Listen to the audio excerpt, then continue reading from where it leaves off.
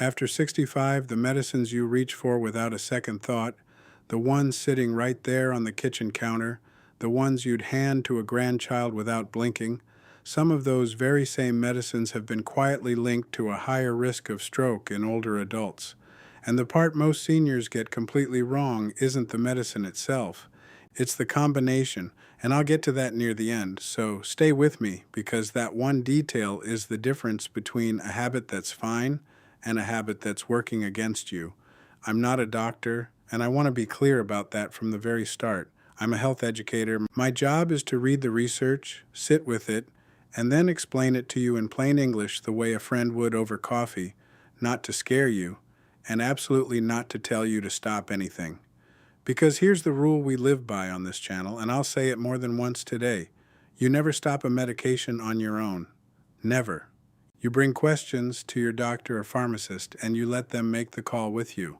What I can do is help you know which questions are worth asking.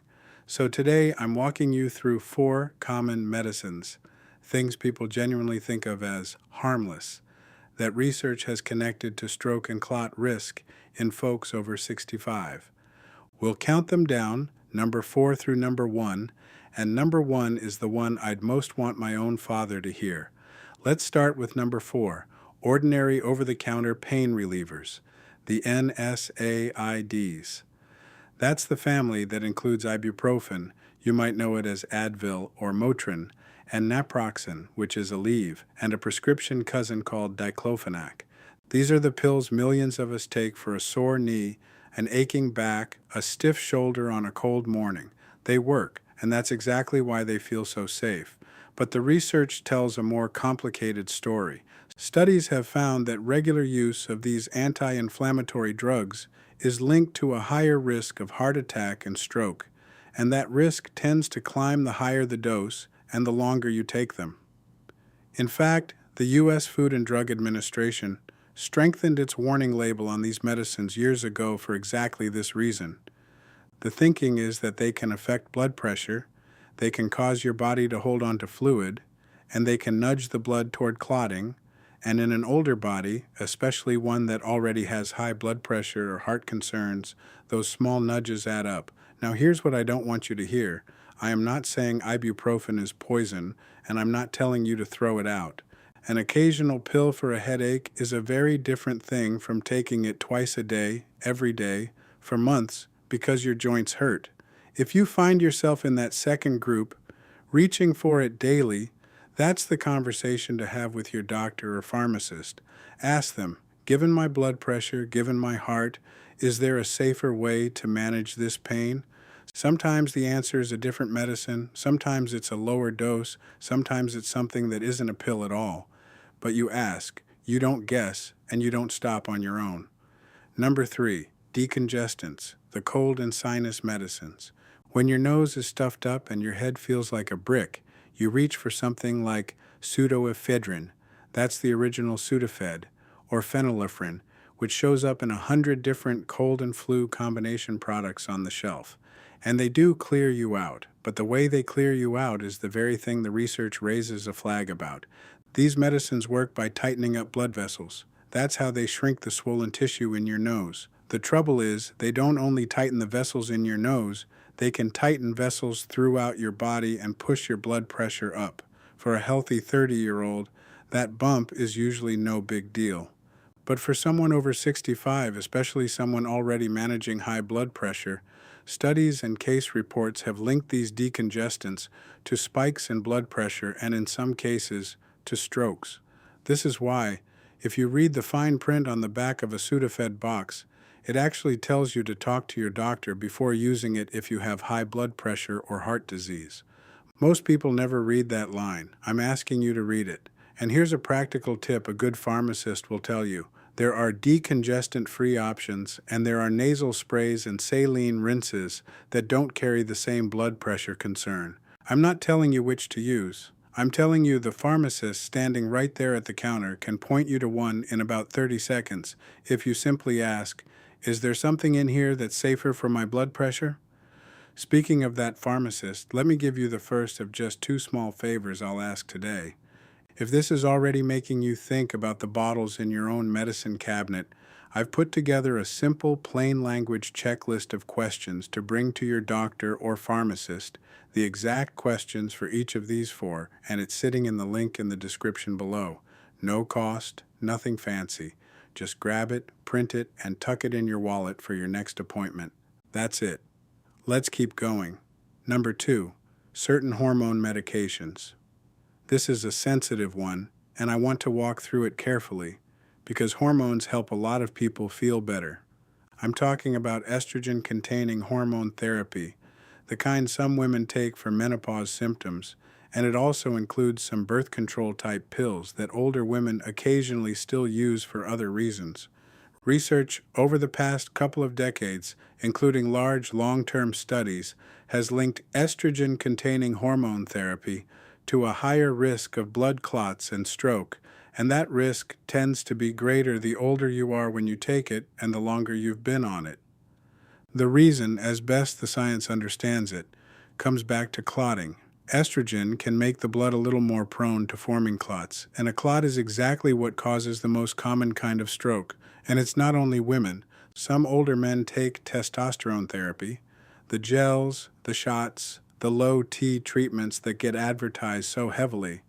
And there too, research has raised questions about clot risk and cardiovascular risk in certain men, which is why these products also carry cautionary labeling. So whether it's estrogen or testosterone, the message is the same, and it's a gentle one. Hormones are powerful. The decision to use them is genuinely individual, and it should be reviewed regularly. If you've been on a hormone medication for years and nobody has revisited it with you lately, that's worth a fresh conversation. Ask your doctor, is this still the right choice for me at my age, at my dose, given everything else going on with my health? For some people, the answer is yes, the benefits are worth it. For others, there may be alternatives, but that's a decision you make together, never alone and never by stopping cold on your own, because abruptly stopping some of these can cause problems of its own. Now, number 1, the one I most want you to hear, and the one that surprises people the most: daily aspirin. I know. For decades, a baby aspirin every morning was practically a symbol of taking care of yourself after a certain age. Your neighbor did it, your brother-in-law did it, maybe a doctor suggested it to you 20 years ago.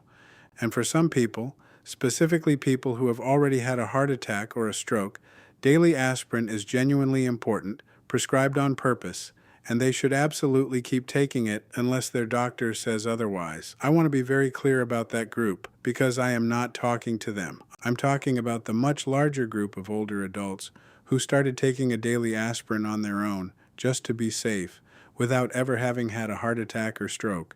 Here's what changed. More recent research found that for healthy older adults who haven't had heart problems, the bleeding risk from daily aspirin may outweigh the benefit. Aspirin thins the blood, that's the whole point, but in an older body, that same blood thinning can raise the risk of dangerous bleeding, including bleeding in the brain, which is a type of stroke called a hemorrhagic stroke. Because of findings like these, major guideline groups in the United States actually pulled back their recommendation for routine daily aspirin in older adults who are starting it just for prevention. A medicine that millions took precisely to prevent a stroke turned out, for some people, to carry a stroke risk of its own. That's the twist, and that's why harmless is such a tricky word. Please hear the nuance, because this is the most important sentence in the whole video. Do not stop your aspirin because a man on YouTube said so. If you're on daily aspirin, the single best thing you can do is bring it up at your very next appointment and ask one simple question. Do I still need this, given my history? Let your doctor look at your particular heart history, your bleeding risk, your whole picture, and decide with you. Maybe you keep it, maybe you don't, but it becomes a decision somebody actually made, instead of a habit nobody ever questioned. And now that combination I promised you at the very beginning, the part most seniors get wrong. It's this. The real danger usually isn't any one of these four by itself. It's the stacking. It's the person on a blood pressure pill who adds a daily NSAID for their knee and then catches a cold and tosses in a decongestant, all in the same week, without realizing those three are pulling against each other and against their heart at the same time.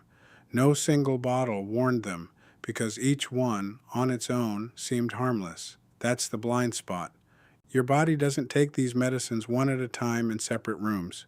It takes them all together, in the same bloodstream, on the same day. Which is why the most powerful thing you can do isn't memorizing any single fact from today. It's putting every single thing you take, prescriptions, over-the-counter pills, vitamins, supplements, all of it, into one bag, carrying it to your pharmacist, and asking them to look at the whole picture at once. Pharmacists do this for free. They're trained for exactly this, and they are wildly underused. It's called a brown bag review, and it might be the most valuable 20 minutes you spend on your health all year. So let me bring it home with the second small favor, and then I'll let you go. If you found this helpful, that same plain language checklist I mentioned, the questions to bring to your doctor, and the list to hand your pharmacist for that brown bag review is waiting for you in the link in the description. Grab it before you forget.